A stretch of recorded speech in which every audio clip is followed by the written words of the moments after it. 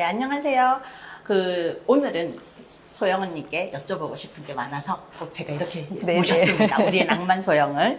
사실 저희가 왜 아까 이제 댓글 얘기도 했지만 우리가 찾아가는 인터뷰 하면서 영 페미니스트들이 왔을 때 저희가 너무 놀랬었어요. 왜냐하면은 댓글과 방문자 수가 이때까지 그 어떤 과도한 관심? 시즌에도 그리고 거의 댓글이 70개에서 막 몇십 개가 달리고 막 이랬는데 저도 깜짝 놀랐어요. 예, 그렇죠. 예. 근데 이제 제가 이제 유튜브 관리 같은 걸 하고 보니까는 거의 저희 걸 안 보시던 20대 남성들이 엄청 많이 거의 더 주된 독자 요즘에 층과 좌표 찍는다고 하죠. 예, 맞아요. 좌표를 찍어서 오셔가지고. 근데 사실 그 댓글들이 굉장히 인신공격성 댓글들, 뭐 얼굴 보니까 왜 페미 하는지 알겠다부터 했는데, 제가 궁금한 거는 제가 생각하는 페미니즘은 성평등이고 고정된 성역할 이런 거에 대해서 이제 다시 생각해보자 이런 건데, 젊은 남성들이 지금 혐오하는 페미니즘은 과연 무엇일까? 여기 보면은 댓글에 역차별 얘기도 많이 나오거든요. 남성들이 역차별 당하고 있다. 그러면서 사실은 이제 30대나 40대에게 성평등에 대해서 물어보면 그렇게 혐오하거나 막 그러지는 않는데, 지금 제가 조교들이나 학생들에게 물어보면 20대 남성들, 그래서 이제 정치권도 막 이대남. 예, 이대남. 그래서 정치권들도 뭐 안티페미니, 뭐 이런 페미 논란이 굉장히 많이 일어나는데, 이런 부분에 대해서 짧지만 심도 깊은. 예. 뭐 갑자기 그렇게 막 다 하면은 강연처럼 너무, 될 것 너무 긴 같아서 거예요. 예. 중간중간에 네. 뭐 이렇게 물어봐 주시고 이렇게 중간중간 또 이렇게 잘라 주시면 좋을 것 같은데, 제가 또 이제 사회학을 하다 보니까 이런 이대남 현상에 그렇죠. 예. 대해서 관심을 가질 수밖에 없는데, 그러니까 두 가지가 저는 중첩됐다고 보는 게요. 인간이 제일 분노할 때가 아예 못 가졌을 때보다요, 줬다 뺏었을 때예요. 가진 걸 뺏겼어요. 예, 내가 가졌다고 생각한 걸 빼앗겼을 때 더 화가 나는 법이거든요. 그렇죠. 근데 남자로서, 그러니까 가부장제가 5,000년짜리다 보니까, 그러니까 남자로서 당연히 가졌던 것들, 이건 당연히 남자의 몫이지라고 생각했던 것들이 점차 이게 평등한 방향으로 가고 있는 게 맞는 건데, 점차 빼앗기고 있는 이런 시점이잖아요. 그러니까 이 시점에 끝무렵에 태어난 이제 젊은 남자들이, 그러니까 20대 남자인 셈인데, 그래도 왜 곳간에서 인심난다고 살기가 편하면 괜찮아요. 근데 요즘 이제 후기 근대라고 그래서 근대적 제도가 이제 제대로 작동 안 하는 말기 상황이거든요. 그러니까 일자리도 없죠. 또 코로나 1년 반 만에 진짜 뭐 정말 이젠 알바도 할 수 없는 이런 그쵸. 상황에서 그야말로 SNS밖에 나를 표현할 수 없는 이런 굉장히 극단의 상황까지 몰려가 있는 이런 어떤 특수한 그 제도 말기라는 게 겹쳐지니까 가부장제적인 기득권도 우리는 맛도 보지 못하고 사라지는 것 같고, 그 다음에 제도적으로도 안정적이지 못하고, 이럴 때 모든 그 상실감과 이런 거를 왜 항상 희생양은 필요하고 너 때문이야 라는 적은 필요한 법인데, 저는 20대 남자애들이 자아 형성기잖아요, 솔직히. 그쵸. 우리 나이에서 보면은 자기를 만들어가고 있는 때인데, 이때 어떤 영향을 받고 어떤 자극을 받느냐에 따라서 건강한 자아들이 형성될 수가 있는데, 저는 어른들이 나쁘다고 생각해요. 저도 그렇게 솔직히 생각합니다. 말하면. 왜냐하면 이런 20대 남자들의 분노를 범주화하고 집단화하고 이걸 일종의 세력화하는, 예, 그런 좀 특정한 분들이 있고, 이걸 안티페미니즘이라는 그렇죠. 말로 해가지고, 그렇게 안티페미니즘이라고 말하기 위해서는 페미니즘을 굉장히 단순화시키고 특정한 성향을 갖는 걸로 만들어버려야 되거든요. 그러니까 원래 공격은, 혁명은 할 때 적이 단순해야지 그쵸. 눈에 보이니까. 그래서 뭐 페미니즘에는 여러 스펙트럼이 있다, 이렇게 얘기할 수가 없는 거고. 그러니까 그들이 타겟팅한 거는 굉장히 레디컬한, 그리고 레디컬 페미니즘 중에서도 뭐 이론적으로 들어가서 충분히 끄덕일 정도의 것이 아니라, 그러니까 대중화되는 과정 중에서 좀 과격화되었거나, 아니면 어떤 부분은 또 사실 파행적이거나 좀 그쵸. 예, 반사회적일 수도 있는 네. 부분들이 드러날 수 있잖아요. 네, 대중화가 그렇죠. 되면. 근데 그걸 과대 포장하고 그것이 전부인 것처럼. 전부인 것처럼 얘기하고, 그다음에 또 이제 SNS나 이런 이제 매체가 많으니까 그거를 이제 언론 매체를 통해서 굉장히 스팟라이트를 두고 드러내고 이런 방식으로 그러니까 하나의 이걸 이제 그 백래쉬라는 표현이 있잖아요. 그렇죠. 네. 그래서 이거를 하나의 백래쉬의 운동성을 가지고 이제 그 시작하다 보니까 이대남의 백래쉬 이것이 실제보다 더 부풀려진 경향이 있다라고 생각이 그럴 들어요. 수 있겠군요.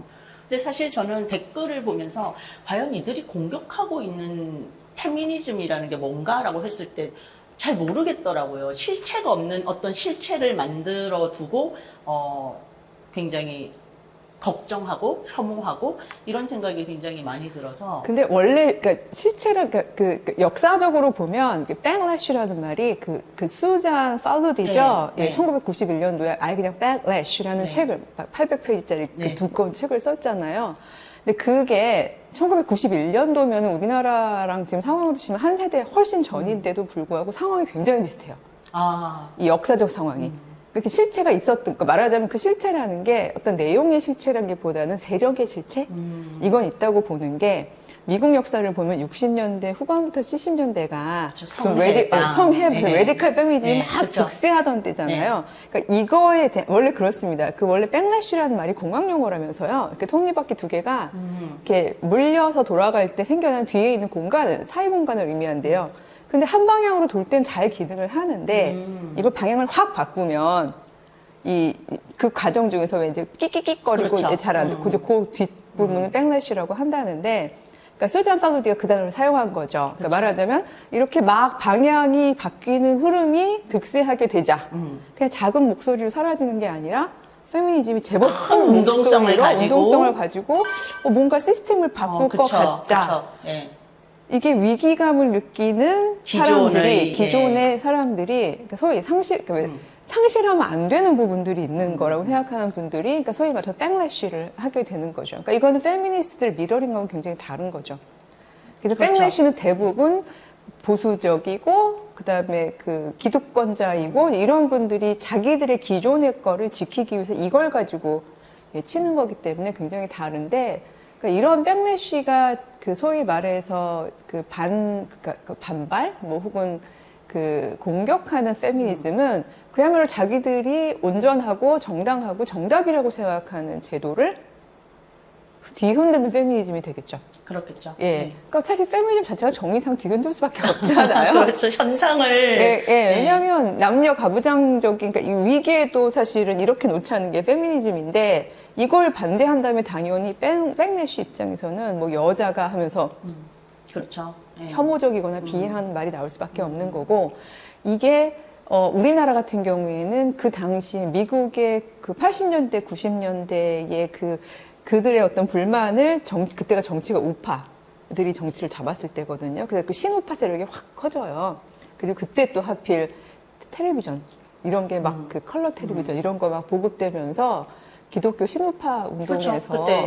그때 이걸 참. 다 이렇게 그러니까 지금이랑 너무 비슷한 게 민중의 불만, 정치적 그 대표성을 가진 사람들의 지지, 보수 그다음에 기독교. 보수 기독교의 매체적인 네. 어떤 메시지화 이 세 개가 딱 맞물리면서 맞아요. 이게 커졌거든요. 근데 우리도 지금 보면 딱 상황이 그런 상황이죠. 사실은 저는 아직도 주양육자가 둘임에도 불구하고 학교에서는 생물학적 모성을 가진 저에게만 알림장이 오고 몇십 개가 막 올 때도 있고 아이가 둘이니까 그래서 학교에다가 3번이나 얘기를 했어요. 아버지 휴대폰 번호 남겼어요? 그럼요.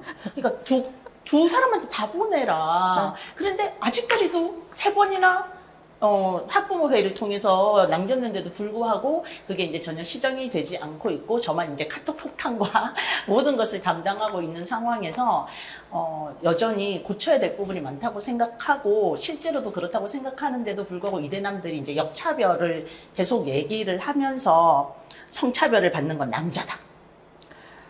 현상적으로 그들이 깊게 생각하지 못하면 표면적으로 그렇게 생각할 수가 있는 거죠. 지금 현재로서는. 왜냐하면 얻을 수 있는 눈에 보이는 기득권이 없고, 예. 군대는 가야 되고. 근데 또 예전에 만들어줬던 어떤 남자로서의 책무 같은 부분들이 그렇죠. 완전히 사라진 건 아니고, 예. 그래요. 그래서 그런 사실은 30대, 40대보다 20대 안에서 젠더 갈등이 굉장히 심각하잖아요. 그래서 그 부분에 대해서 한 말씀 해주시면서 이제 이 영상을 마무리했으면 좋겠습니다. 이게 원래 사회학 용어는 아니고 최지천 교수님이죠. 예, 이제 그 생태 쪽으로 얘기하시는 분이 생명체를 향해서 하신 말씀인데 알면 사랑한다 이렇게 얘기하셨거든요. 그래서 이걸 쌍방을 향해서 얘기하고 싶어요. 그러니까 물론 저는 이제 페미니스트로 저를 정체화합니다만 또 20대 남자들이 저에겐 또 저는 아들을 키우고 있는 엄마 입장에서 굉장히 제 아들하고 동일시가 되거든요. 그래서 또 그들이 통과하고 있는 불안과 좌절과 또 상실감을 엄마로서 저는 굉장히 많이 느껴요. 예, 그런데 그 부분이 누구 편을 들겠다는 얘기가 아니, 이런 얘기 조금 잘못하면 또 이제 20대 페미니스트 자매들한테 엄청 공격받거든요. 근데 저는 타협을 하라는 게 아니라 지금 이 상황이 어떻게 흘러가고 있는지를 제대로 먼저 아는 게 1차적인 거고, 그럴 때 우리가 누구를 적으로 둘 것인지를, 그러니까 사람이 아니라 사실은 시스템인데, 시스템이죠. 예, 그거를 명료화할 수 있게 되고, 그렇다면 저는 지금 20대의 젊은 에너지를 그러니까 정말 그러니까 잘못된 점을 향해서 그 에너지를 다 소비하는 그런 헛된 일은 하지 않지 정말 않을까. 좋은 말씀이신 것 같아요. 여성이 남성의 적이 아니죠. 그 잘못된 적을 만드는, 예, 저도 아들만 들읍니다.